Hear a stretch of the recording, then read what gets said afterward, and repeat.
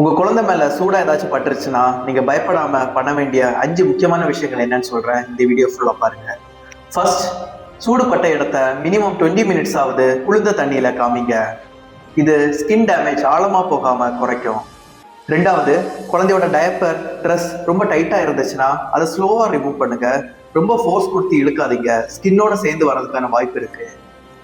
மூணாவது, tooth paste, ink, எண்ணெய் இந்த மாதிரி ஐட்டம்ஸ் எதுவும் அப்ளை பண்ண வேண்டாம். இது ஸ்கின் இன்ஃபெக்ஷன் கூட காஸ் பண்ணலாம்.